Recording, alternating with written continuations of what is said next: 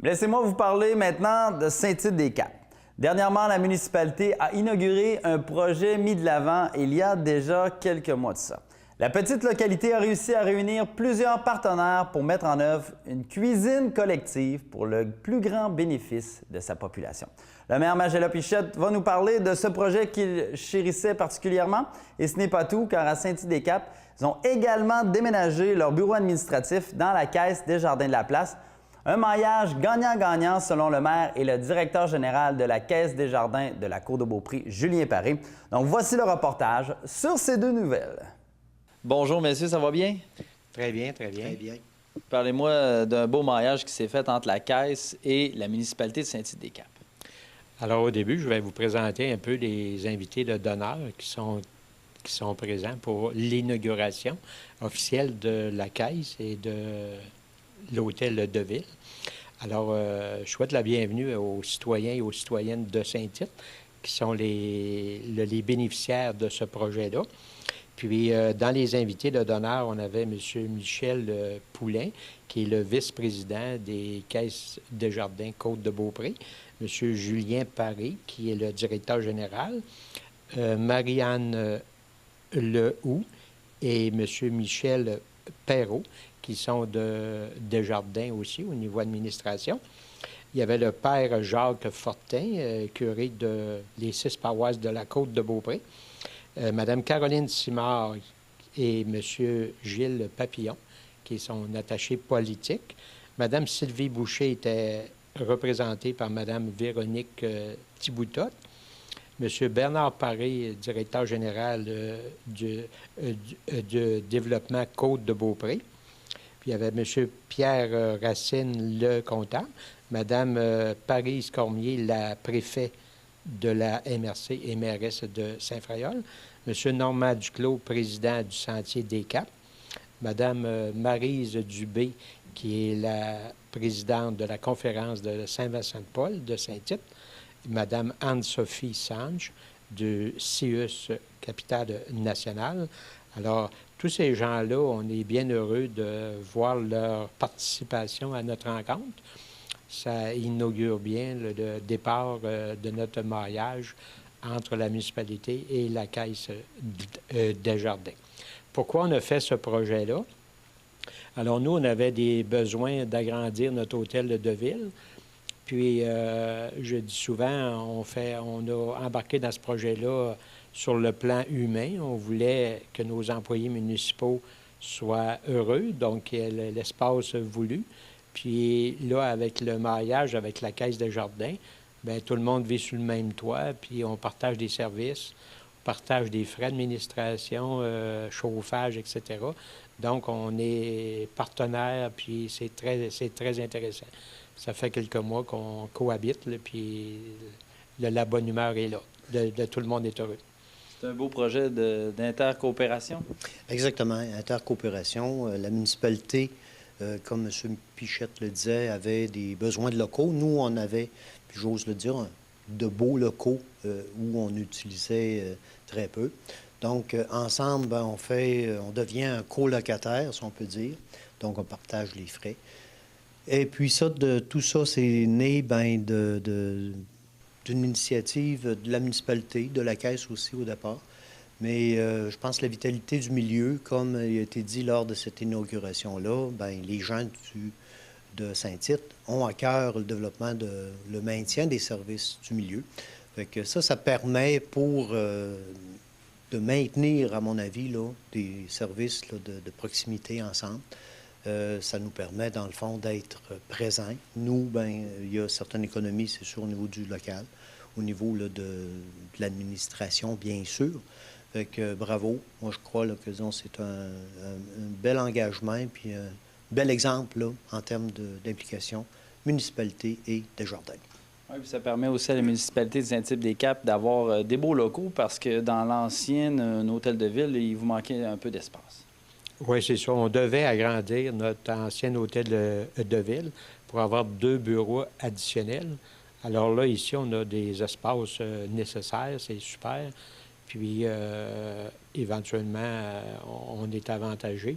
La bâtisse est de plus longue durée, là, la structure, c'est mieux faite. Alors, parce que ça avait été construit à l'origine, ça avait été agrandi par après, parce que ça a déjà été très, très gros, la caisse de Saint-Tite. Alors, avec le temps, avec l'informatique, là, les services peuvent être plus concentrés. Donc, mais c'est un projet, comme on disait tout à l'heure, gagnant-gagnant. C'était le mot qu'on se disait au départ. Il faut que tout le monde soit heureux là-dedans. Puis finalement, l'entente qu'on a faite, c'est l'aboutissement. Nous, on est avantagés, puis la Caisse aussi. Donc, personne n'est perdant. Puis les citoyens qui viennent, bien, c'est le même stationnement. Ils stationnent à la Caisse populaire, ils viennent à la Caisse, ils viennent payer leurs taxes à l'Hôtel de Ville, ils viennent rencontrer les services.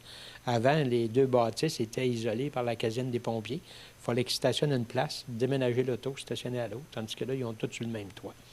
Alors, la population nous dit à tous les jours qu'ils sont bien heureux de ça. Donc, nous autres, ça nous encourage.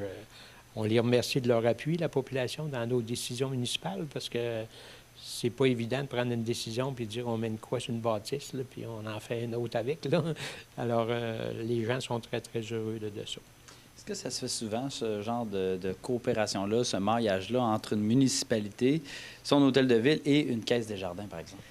Il y a des bels exercices qui ont été faits. On a pensé à Saint-Joachim où, en fait, il y a eu cet exercice-là. Au niveau, en tout cas, une chose que je reviens, c'est l'implication des deux parties. C'est sûr que, disons, nous aussi, on est heureux de faire cette implication-là. C'est sûr que le local, bien, on l'a cédé à un prix qui était raisonnable aussi. Puis je pense que c'était de bonne aloi. Ça revenait aussi aux gens qui ont bâti cette entité-là. Même si on est regroupés, Desjardins, on fait toute partie de la même famille. Donc, revenir sur est-ce que c'est courant? Oui, de plus en plus. Je pense que disons, l'implication dans le milieu de Desjardins, l'implication des municipalités dans leur milieu, on dessert la même clientèle. Fait qu'il y a un beau maillage, une belle expérience là, qui est faite.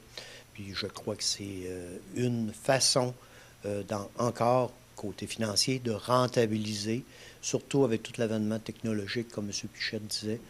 Le monde financier a évolué de façon incroyable. Donc, c'est sûr que disons, les services bien, se font beaucoup sur le virtuel.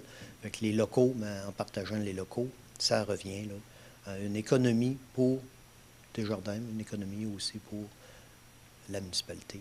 C'est un beau maillage. Merci beaucoup, messieurs. Merci. On est présentement dans la cuisine collective à Saint-Tite-des-Caps, un projet dont ça fait longtemps que c'est sur la table. Vous en êtes fiers? Oui, on en est fiers, puis on a eu la chance d'avoir un projet du pacte rural pour nous aider à la réalisation de ce projet-là. On a eu 3 commanditaires majeurs, dont les armoires et cuisines et salles de bain Simard, qui nous ont aidés pour un montant de 8 000 $. Puis la compagnie Carco, M.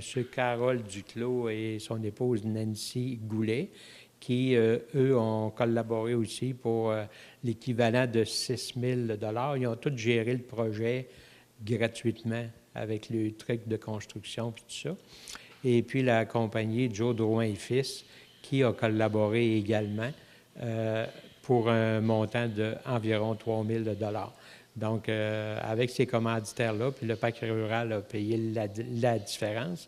Donc, ça nous a permis d'aménager le local ici, qui existait déjà pour l'âge d'or, mais de l'aménager en termes de cuisine collective. Puis le projet est à origine de Marcel Paris, qui était au CLSC auparavant. Aujourd'hui, il est remplacé par Anne-Sophie Sange, qui, elle, travaille au CIUS de la capitale nationale. Ses bureaux sont à l'hôpital de Sainte-Anne-de-Beaupré.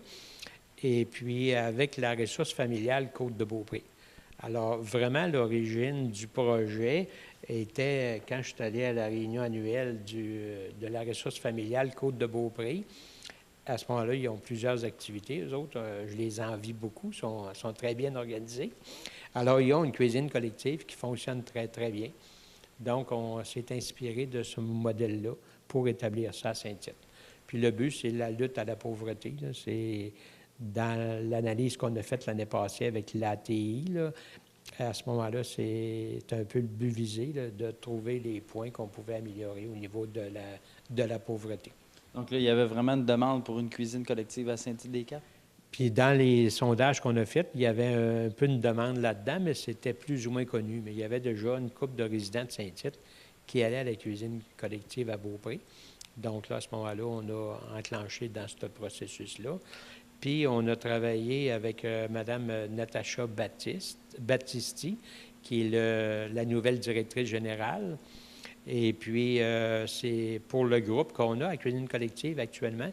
Il est dirigé par Mme Mélina Lachance de Saint-Tite. Alors, c'est un groupe de 8 de Saint-Tite présentement qui participe à la cuisine, mais on veut élaborer à d'autres groupes, là, parce que toujours dans le but de lutter contre la pauvreté. Donc, comment ça fonctionne tout ça, là? Les gens viennent ici, s'inscrivent à un groupe, on cuisine tout le monde ensemble, puis on ramène des petits plats à la maison?